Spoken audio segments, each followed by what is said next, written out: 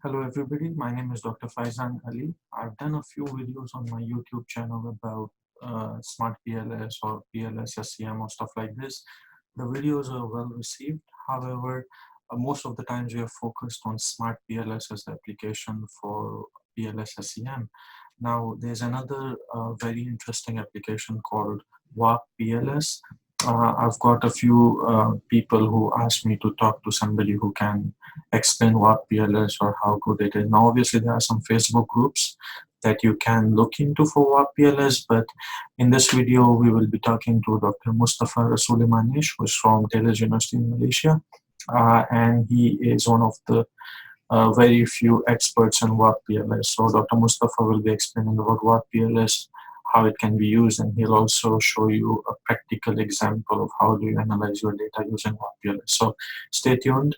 And if you haven't done it yet, please subscribe to the channel and watch a lot of other amazing videos that are available on this channel.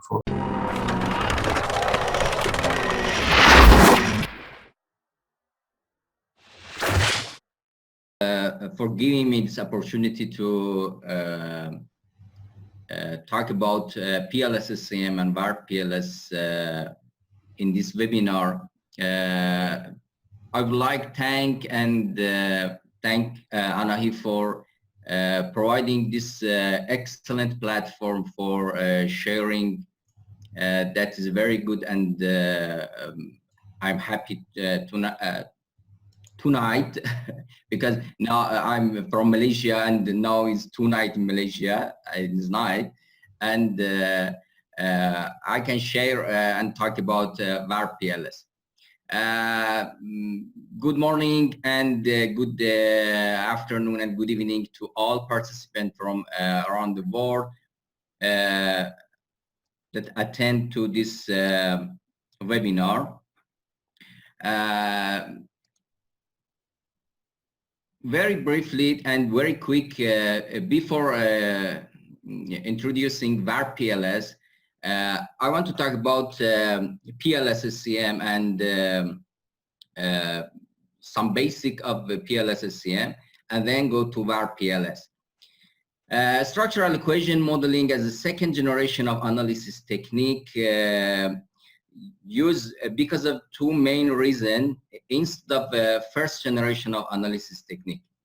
The first reason to use SEM is structural equation modeling can deal with the latent variable instead of observed variable. The first generation work with the observed variable, but by SEM we can work with the latent variable that cannot measure directly, like satisfaction, loyalty, and this construct, and need to measure by some indicators, that indicators of observed variable. And another reason to use SEM is we can perform a model including different layers, but it's not possible by first generation of analysis. So based on these two reasons, we prefer to use second generation of analysis and SEM. There are some basic concepts in SEM when we use SEM that need to get familiar with this basic. In the model, when we use SEM, there are two the different definition for construct and variable. We use exogenous and endogenous construct instead of independent variable and dependent variable in first generation. Also, inner model and outer model. Outer model in SEM refer to the relationship between observed variable and indicators and the construct. So when we say outer model, it's referred to the relation between items and construct. So we talk within a construct. And when we say inner model, and the inner model referred, or a structural model, refer to relationship between construct. So here, the relationship between construct referred to inner or structural model, and a relation between observed and the construct referred to outer model. Also, we can see here, this is referred to outer model, and this relationship referred to inner model and structural model. But for measurement model or outer model, we have two types of construct: reflective construct and formative construct. And need to know about these two different types of construct in SEM. Reflective construct refer to a construct that the items are exchangeable, and each item separately and each indicator separately can represent the meaning of construct. So the items in reflective construct are similar to each other, and the equation that can represent reflective construct is this equation. We call the relationship between construct and each item loading in reflective construct. But the formative construct is the items together can form the specific construct, and the items are not exchangeable. So the items are different features and different aspects of a construct. For example, satisfaction here, we want to measure satisfaction based on two sets of items. Here, we want to measure satisfaction about hotel based on these three items. I feel well in this hotel. I'm always happy to stay in this hotel, and I recommend this hotel to my friends. These three items are exchangeable, and we can use each item separately to measure satisfaction. If we remove one of these items, the meaning of satisfaction won't change. But in other side, we measure satisfaction based on another items and different set of items. These items refer to the quality of service in this hotel, and the personnel is friendly, and the room is well equipped, and refer to equipment of rooms. So we measure satisfaction based on these items from different perspectives. So these items, each one represent one specific perspective of satisfaction. So each item cannot be removed from this construct. And if we remove one item, it means we lost some part of definition of satisfaction. So this is differences between a reflective and formative construct. But recently, the literature introduced another type of construct called composite construct. And this composite construct, some of the literature categorize the composite construct under formative definition and under formative construct, and define formative construct on two different types, composite and causal construct. And this type of formative construct called causal formative, and composite is another type of formative construct. So this type of construct also recently introduced to the literature of SEM. Okay.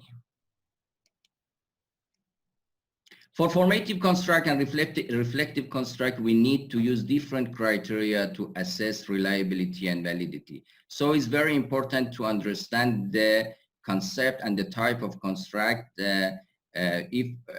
because if we don't understand the type of construct, it may be conclude in biased result, and so the result is not reliable if we have misunderstanding about formative and reflective. And the last things that I want to very quick refer to it is the difference between PLS-SEM and covariance-based SEM. There are two types of structural equation modeling. The traditional type is covariance-based structural equation modeling, and the variance-based SEM is for recent years, and PLS is one type of variance-based SEM. Covariance-based SEM focus on minimizing the differences between covariance matrix, the covariance matrix from the model and covariance matrix from the data. So we try to minimize the differences between these two covariance matrices. And because of this, in covariance-based SEM, we focus on goodness of fit criteria, because based on goodness of fit, we need to find when we aim to minimize the differences between these two matrices. But the PLS-SEM focus on maximizing the variance of dependent variable. So the goal of these two type of SEM is totally different. And when we talk about PLS, so it means that the objective, the goal of this study is maximization of variance of dependent variable. Is different with covariance-based SEM. So the important reason and the first reason to choose PLS-SEM or variance-based SEM is referred to the objective of a study. If the objective of a study is theory development and we need to use PLS-SEM and variance-based SEM. But if the objective of a study is theory testing, we need to stick to covariance-based SEM. But there are some differences, other differences between two types of SEM. PLS-SEM can deal with the non-normal data and smaller sample size, but CB-SEM need a larger sample size, and the data should be normal distributed. And also PLS-SEM can handle a complex model, and a model including a combination of reflective and formative construct that covariance-based SEM cannot involve and cannot handle this type of complex model. So there are some differences between these two types of SEM. There are different software to perform covariance-based SEM like MOS, Israel, and Plus, and for variance-based SEM and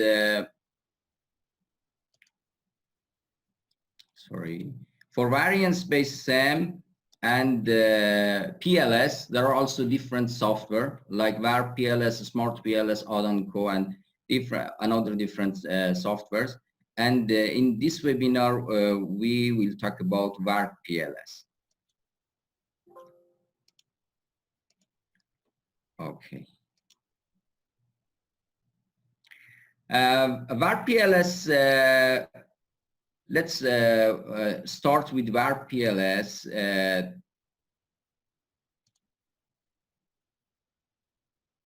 Okay. To install the WarpPLS, you need to go to WarpPLS website.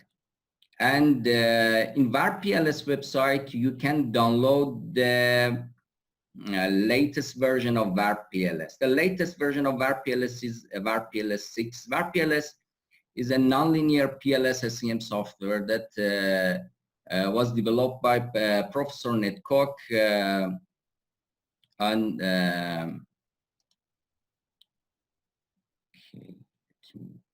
and developed by Professor Ned Koch in 2009, and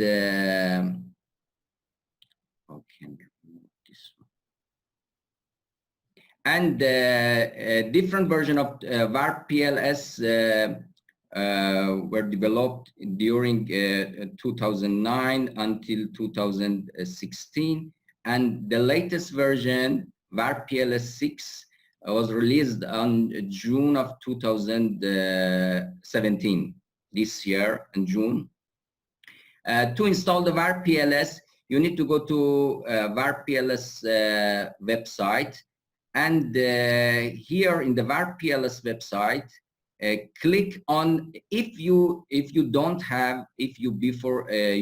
install WarpPLS, you need to click here and download the WarpPLS software. And but if you already installed the WarpPLS version 2 to version 5, just click on a very small file here, and you can run and install WarpPLS 6 in your computer. You can have WarpPLS 5 and WarpPLS other version and WarpPLS 6 together in your computer. When you download and install WarpPLS, when you open the WarpPLS software, you can see this window in WarpPLS, and if you are the first, if this is the first time that you use WarpPLS, you can install and start a 3-month trial version of WarpPLS, and after 3 months you need to purchase the license for 1 year. So when you start, just need to proceed to use the software.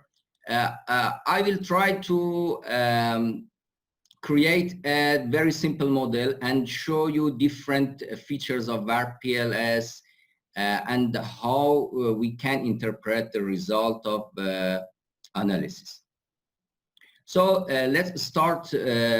WarpPLS is a 5-step, need to proceed 5 steps. It's very simple.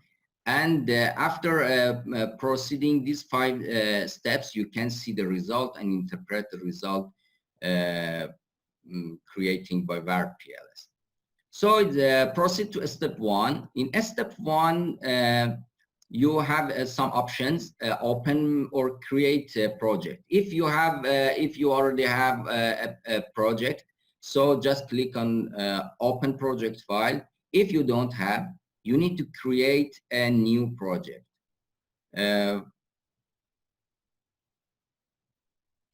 Okay. You click on the folder you want to save your project. Okay. Webinar Warp. Okay, save. And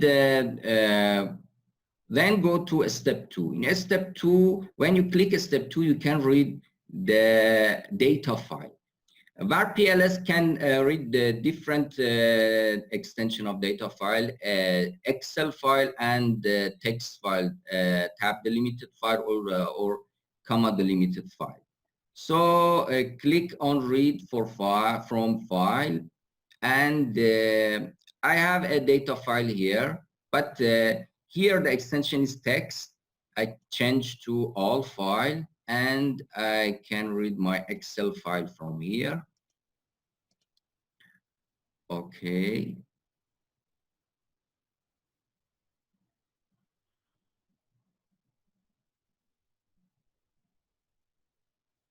Read the data file.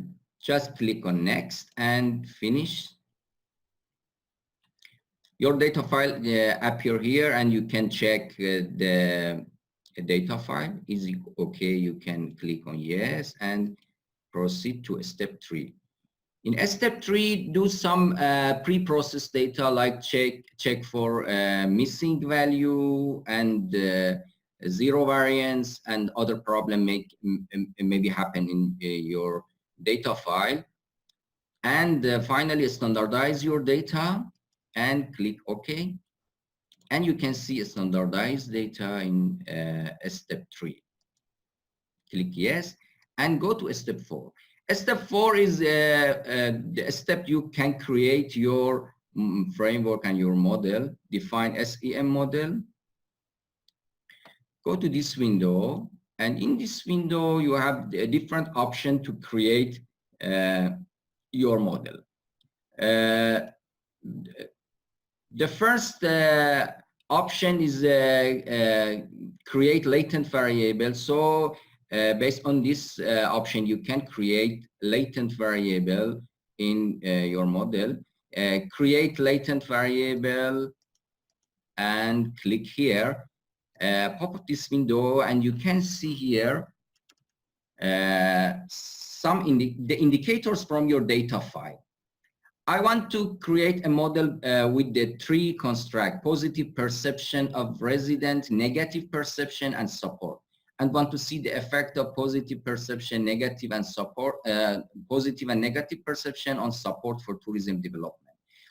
Positive perception, here I have 5 indicators for positive perception. Just click add and add the indicator to this window. Okay, say appear positive perception here.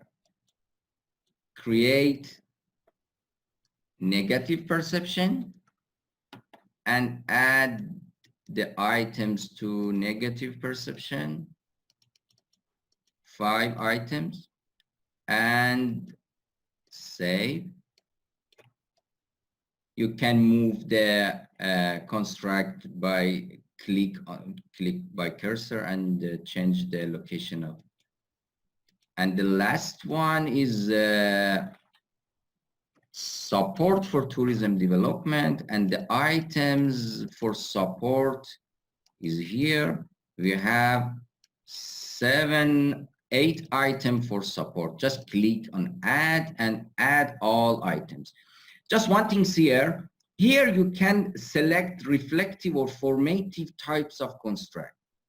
So the default is reflective, but if the construct is formative, just you can click here and change the type of construct. But this construct is reflective, and save. So we have 3 constructs that we already created. Other option here is a direct link option. Click and create direct link. Click first construct and click on second one. The arrow will be appear. And again, create link. So now your model is completed, and you created the model, simple model, and now we want to perform a PLS analysis for this model. In this window, just save model and close.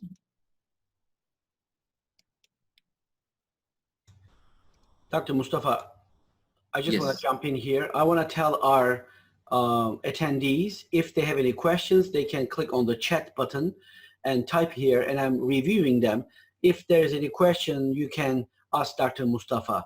This way we can try to make it interactive, but of course, at the end of the session, we're going to open up for your questions, just to remind everybody. Okay, thank you. And after creating the model, you proceed to step 5. Step 5 is perform SEM analysis. In this step, WarpPLS perform the analysis, and you can see the result in this window.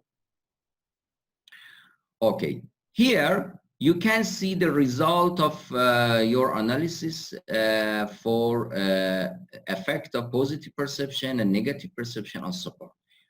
Okay, in view,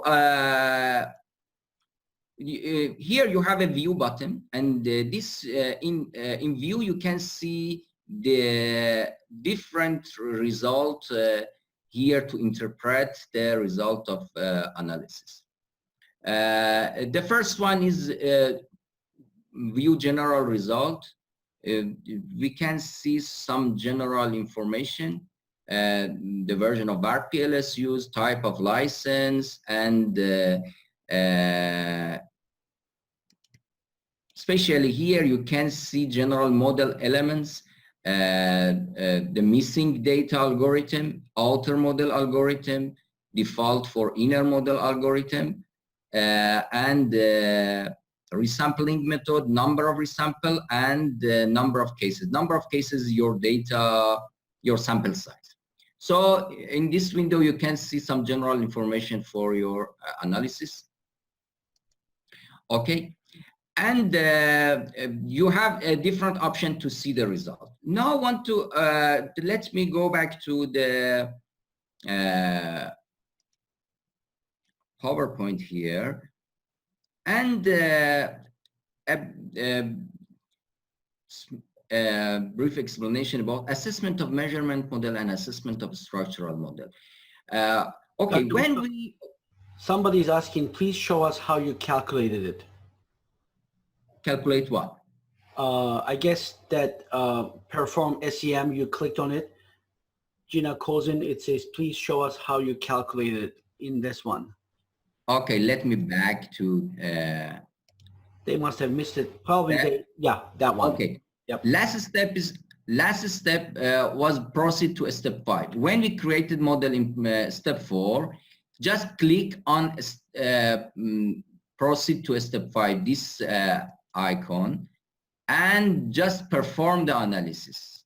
Okay, and perform SEM analysis. When we click on perform SEM analysis, this window will appear here, and you can see all results from all PLS result here.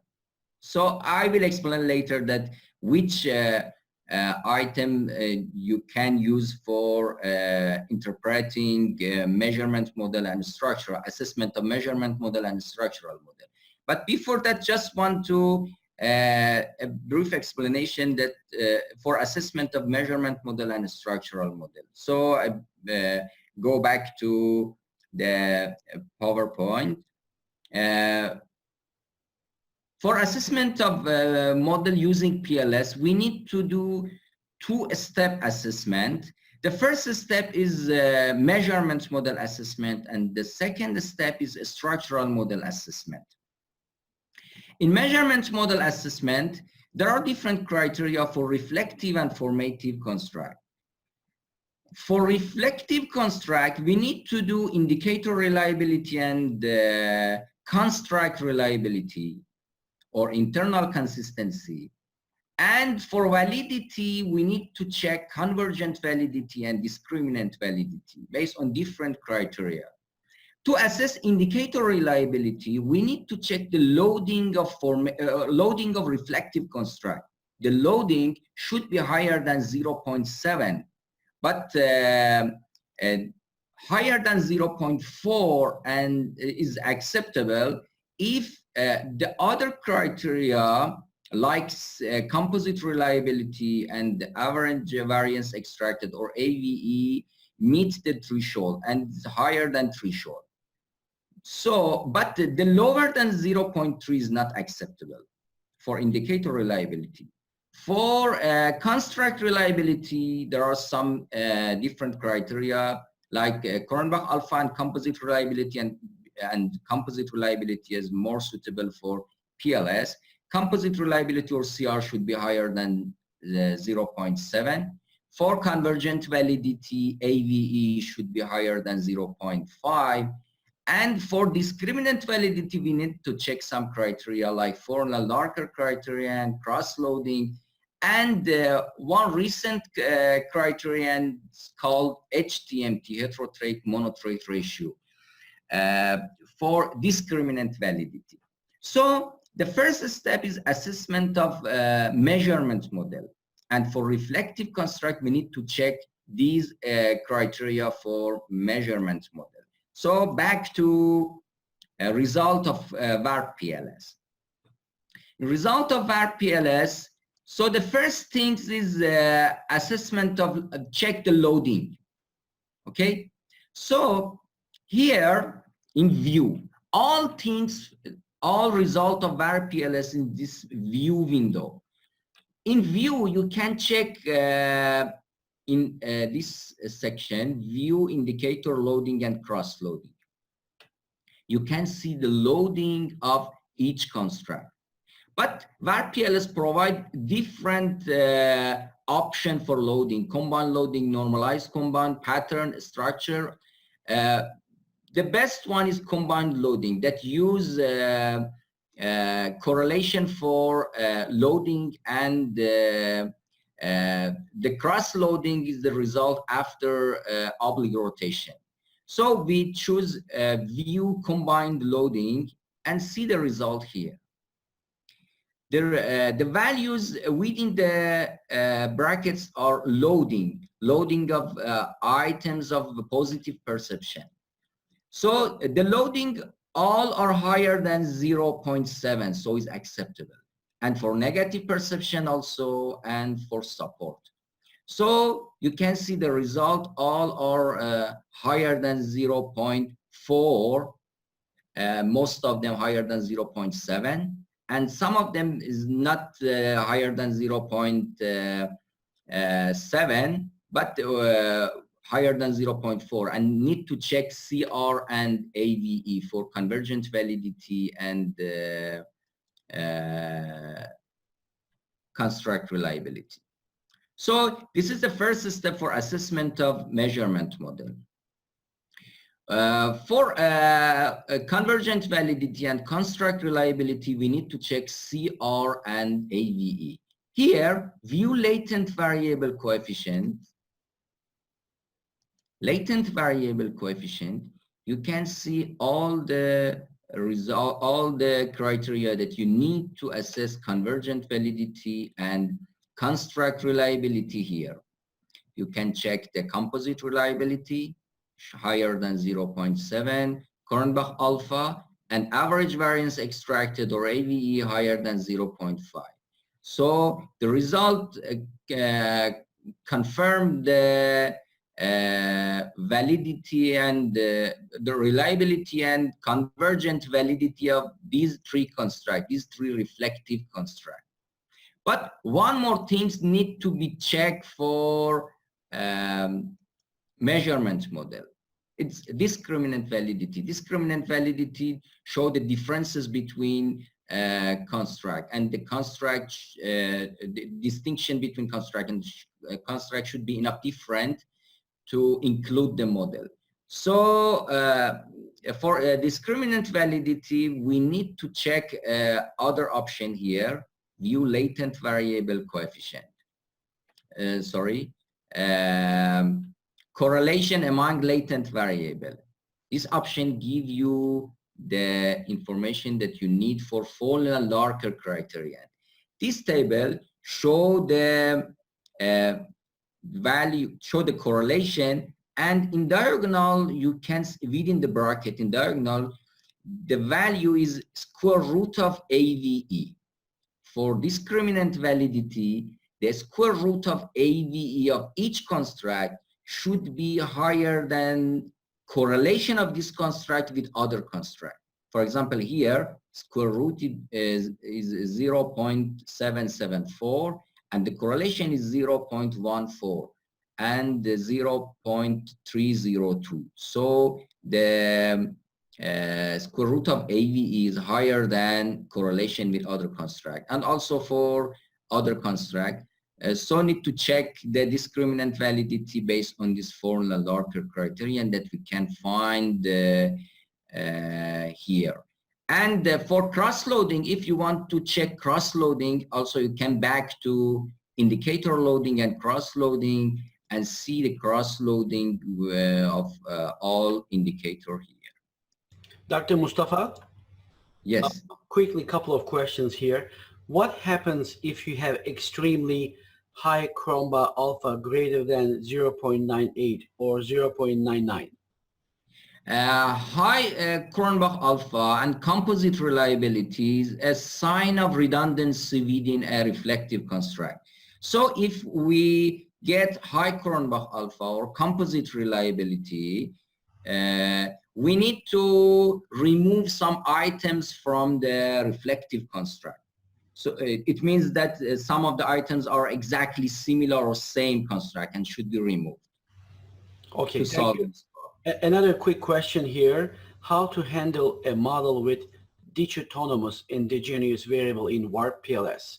I don't know if this is related to what you are telling, but okay. Let me explain these basic steps, because this question is a advanced question in PLS, and later I will talk about it. Sure, we'll go back, and there are some other questions, but I'm going to ask them at the end. Yeah. Okay. So based on this step, we can check the measurement model in WarpPLS. Just want to show something interesting here. When you look at the latent variable coefficient option here, addition to composite reliability AVE, you can see many useful information here that WarpPLS provide. For each latent variable, you can see minimum, maximum, median, mode, skewness, cortices, and some other different methods to assess normality of latent variable. And also you can click on view and see the distribution of latent variable. So based on this information, you can check the normality in different ways. I understand PLS, we no need to check the normality, but very high non-normal data also maybe make some problem in PLS. So sometimes it's useful to check the normality of latent variable. Okay. So after assessment of measurement model, we need to check a structural model. A structural model or inner model need to check some criteria like R square, the value of R square. There are different idea about the value of R square. So the value of R square totally depend on the area of your research. Some research in behavioral science and like consumer behavior say the R square higher than 0.2 is good enough and acceptable and can be considered large. But some study in marketing say the value of 0.6 or 0.7 can be considered high, and the value of 0.2 for R square is low. But it depends on the area of study and the independent variable you involve, because including larger number of variable will increase the R square. So it depends on your study. Another things that should be checked in the structural model and important things is pad coefficient and significance of pad coefficient. WarpPLS provide pad coefficient and p-value together here, and based on this you can check the value of pad coefficient and the significance level of pad coefficient. For this study, these two values, p-value for these two relationships are significant. Okay, now want to show you some interesting things in WarpPLS, and it's very important. Okay, WarpPLS provide for you a different algorithm for outer model and inner model. So if you click here in setting section and view or change general setting, you can see three options here. These three sections give you different options for outer models. So here you can select different algorithms for outer model. For example, if I can select PLS mode A, here is a traditional algorithm for PLS, and Here you can select the inner model algorithm. I click on linear inner model algorithm, and also resampling method. You can select bootstrapping, jackknifing, blindfolding, and 3 stable resampling. That's a combination of this resampling method. So I select PLS mode A and linear and save. And again, I proceed to perform SEM. Here, the result is different to previous result. But now I keep this result, this window here. And okay, just change in this setting section, change linear to WarpPLS. WarpPLS provide different algorithm for inner model that addition to linear, WarpPLS2 and WarpPLS3 are non-linear algorithm for inner model. WarpPLS2 represent U-curve or J-curve relationship between construct, and WarpPLS3 represent S-curve relationship between construct. So if we set on WarpPLS3, save the result, and okay, again do the analysis. Okay, so you can see the result here totally different with the linear result. So, okay, I put 2 here. R square totally increase, and R square now is 0.27. Path coefficient for effect of positive perception on support increase a bit, and the effect of negative perception on support increase. And so when you select nonlinear, you can see the result totally change. Sometimes you can get significant result based on nonlinear, but for linear, you cannot get significant result. Let me show a plot for linear relationship here. Okay. In view section, another part is view plot, linear or nonlinear relationship among latent variable. So when you perform the analysis, you can see the plot for relationship, and this can help to interpret the result. Okay, when you click on this, relation between positive perception and support is VARP. VARP means non-linear, and also negative perception and support. If you click on VARP, okay, so you can see here the relationship between negative perception and support is totally a nonlinear curve, is a nonlinear relationship. In this for plot, you can see you have different options to see the plot. One of the interesting is review relationship with data point, unstandardized, and with legend. So if you click on this one, you can see the data point and the relation between negative perception and support. So if you want to interpret this result, it means the relationship between negative perception and support is not positive or negative for all respondents. This result shows the effect of the relation between support and negative perception is negative for some part of respondents, and this relationship is positive for other part. How we can interpret? Until a specific amount of negative perception, this relationship is negative. So means for the respondent, for the resident with the lower negative perception, when the negative perception increase, the support will decrease.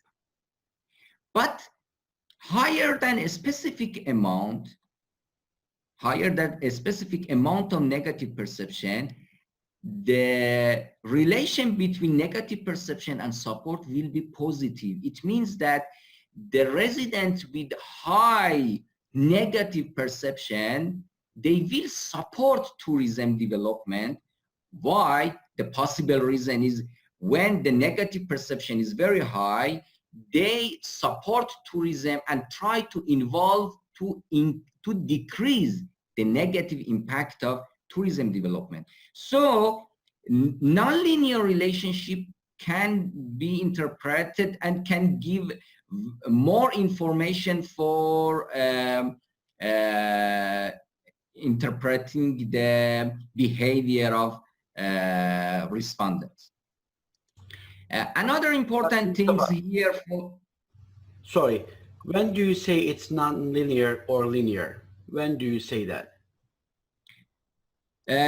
Sometimes based on the literature, we can understand the nonlinear relationship. A previous study or theory that we use mentioned the relationship is nonlinear relationship.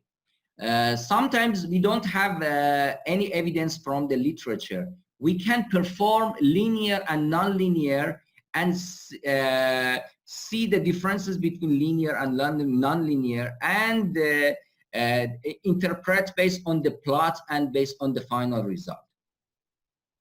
Okay, thank you.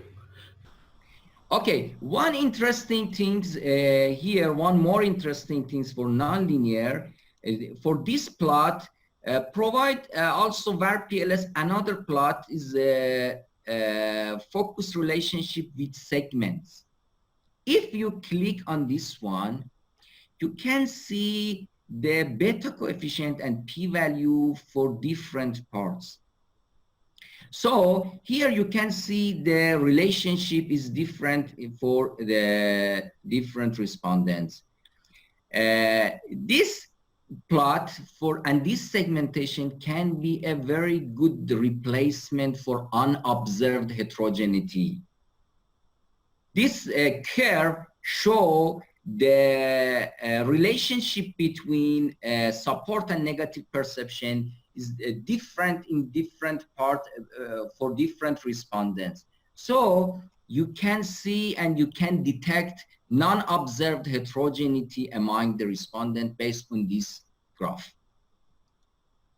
Okay, this is interpreting of using nonlinear and interpret the result based on nonlinear relationship. Okay. So you can find the data for assessment of measurement model and structural model from this part.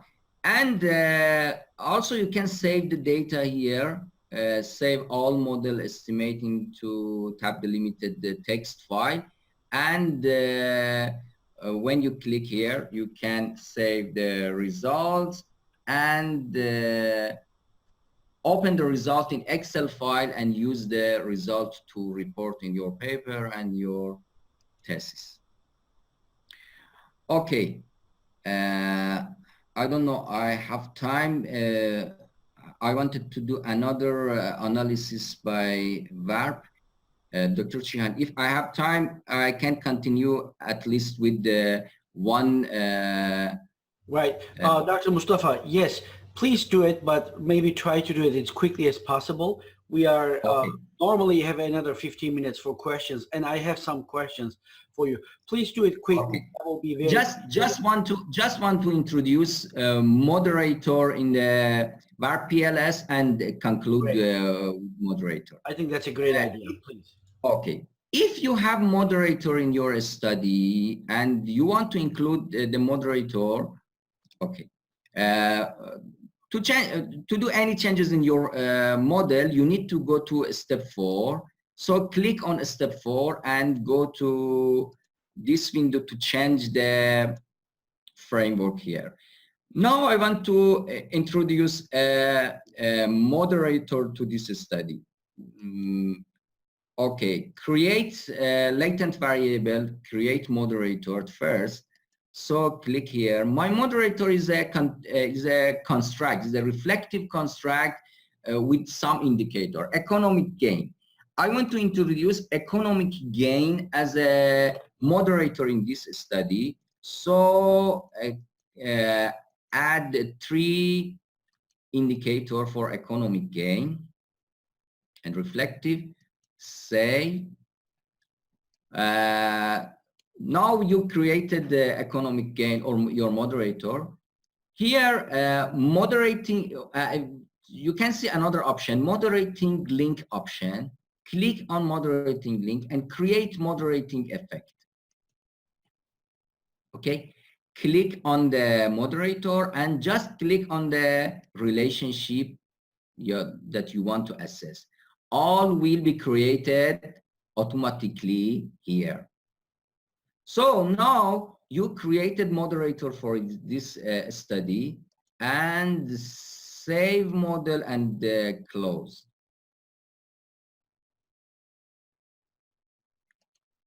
And proceed again to step 5, perform SEM analysis. Okay, now you can see the result of moderator. The p-value, path coefficient of interaction effect or moderator is 0.09, and the p-value is 0.1. So economic gain is not significant moderator for the relationship between negative perception and support, but you can see the result here. But one interesting thing for moderator, if you have a moderator in your model, in this section, plot, linear, nonlinear, if you click on the plot, also you can see the plot for moderator. But plot for moderator is also VARP.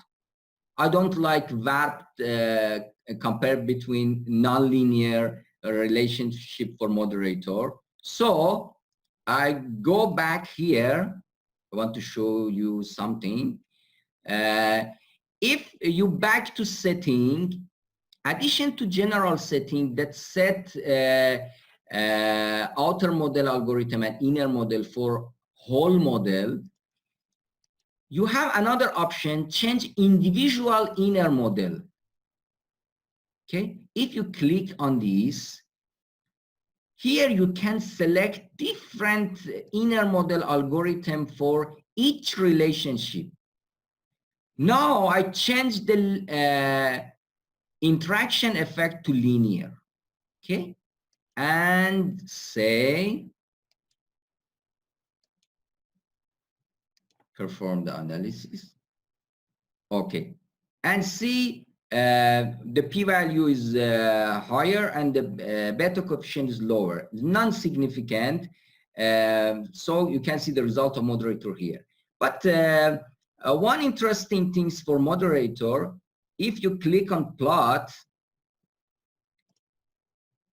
and click on plot for interaction for moderator, okay.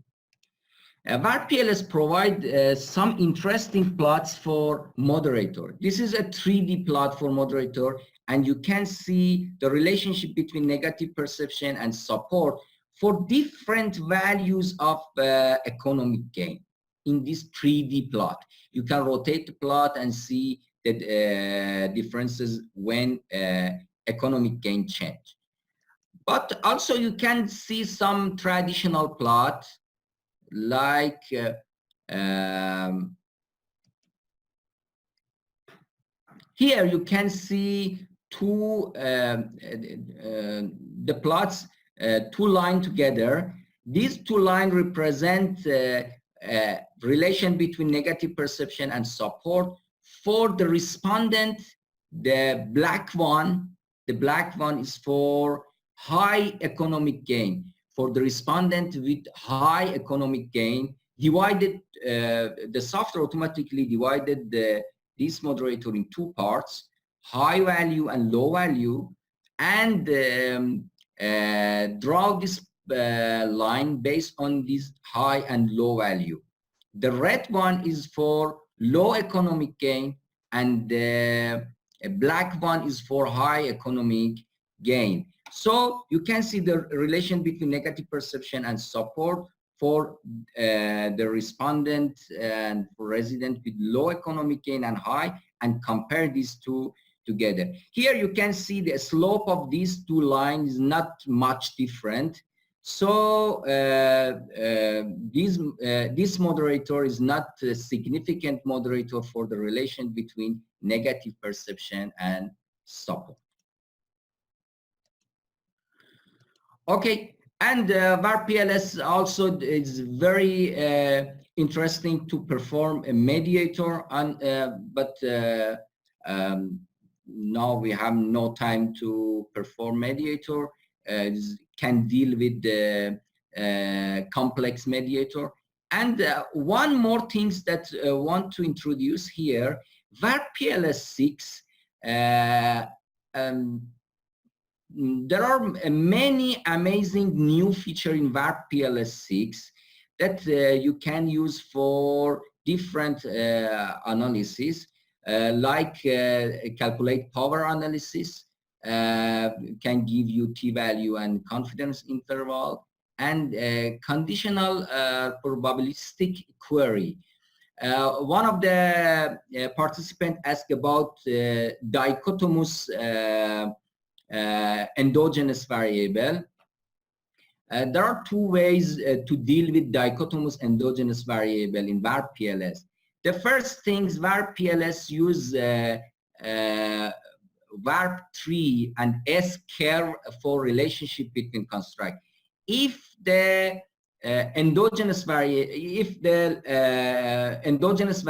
is dichotomous, so we can use WarpTree algorithm for Enel model. WarpTree can handle dichotomous endogenous construct. Another things that is provided in WarpPLS-6 is probabilistic query, and by this option you can calculate the probability of endogenous construct when your IV is you can set the IV in a specific value and see the dependent variable. This option can be used for analysis of dichotomous endogenous variable. And also another option in WarpPLS-6, multigroup analysis, measurement invariance testing, and other option that you can see some videos for. Okay, here this is the website. This is the weblog for WarpPLS. In this weblog, you can find many interesting videos for different features of WarpPLS, especially for WarpPLS-6. Here you can find some video clips that provided by Professor Ned Cook, developer of WarpPLS, for new features of WarpPLS-6. At the end, just want to introduce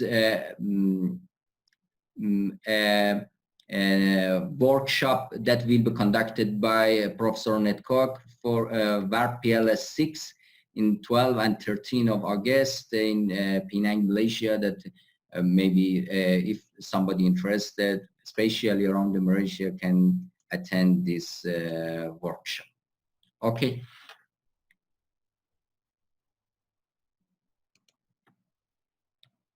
Dr. Chihan. Dr. Mostafa, thank you. Let me read some of the questions to you. Couple of people ask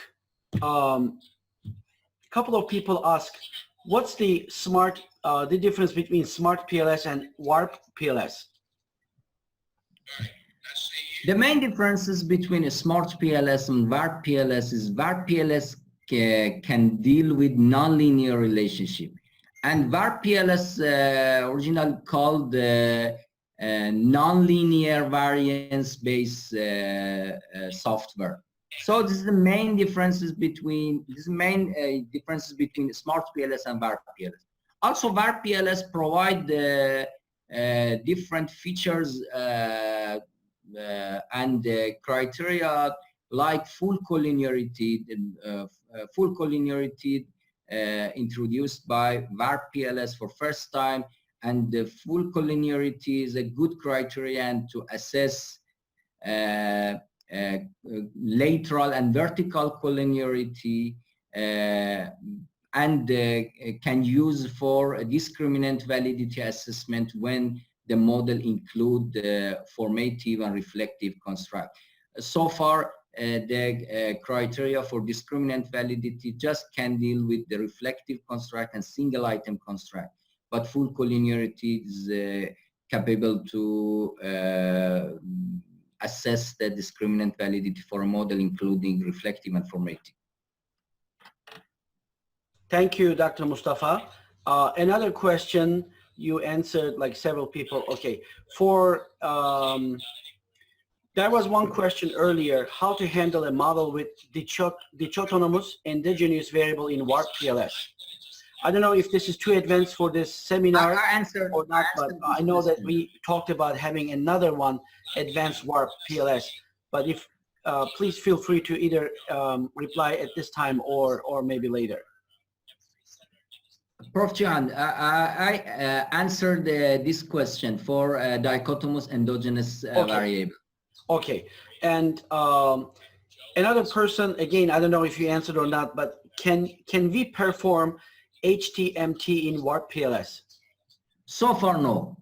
HTMT is not possible by WarpPLS, but maybe in next version of WarpPLS, the developer can provide HTMT. Okay, another one in a nutshell, I don't know. For inner model analysis, may I know which analysis algorithms, linear, WarpP2, WarpP2 basic, WarpP3 basic is preferable? Consider the best. What would you say? The best one is WarpP3. When you use WarpP3, WarpP3 is S-curve and more complex inner model algorithm, and WarpP3 include linear and WarpP2. So the best one is WarpP3, and the default of WarpPLS also is WarpP3 algorithm. Okay, thank you. I am also checking Facebook to see if there's any questions. I think we answered all questions, Dr. Mostafa. I would like to thank you, and the timing is perfect. And I also invite, if there is anybody else would like to ask last-minute questions. Otherwise, I want to tell everybody that we will be sending you the recorded webinar, what we have done, for those of you who may want to do it again or later, or who couldn't come today. And also, Dr. Mostafa, they asked the PPT. We will coordinate with you to also include the PPT, what you have used in this webinar with the other one. Okay. Okay. Thank you so much to all of the attendees, and of course, Dr. Mostafa, thank you for your expertise and sharing your knowledge with the ANI members. I would like to thank everybody for joining today's webinar. Sorry for the technical problems in the beginning, but it worked out very, very nice. A lot of people, Dr. Mostafa, is thanking you for a wonderful webinar. But I appreciate one more time your time and sharing your expertise. Those of you, night, morning, afternoon, wherever you might be in the different parts of the world, please watch more webinars that are coming on July 20. We're going to have with Jason Shao, the editor of Academy of Management, and more to come. Please watch us at anahei.org, anahei.org. Have a wonderful day. Dr. Mostafa, any final words from you? Just thank you very much for this amazing platform, for sharing And thank you very much for the participant. I hope they benefit from this webinar. Thank you very much. Thank you, everybody. Have a wonderful day. Bye.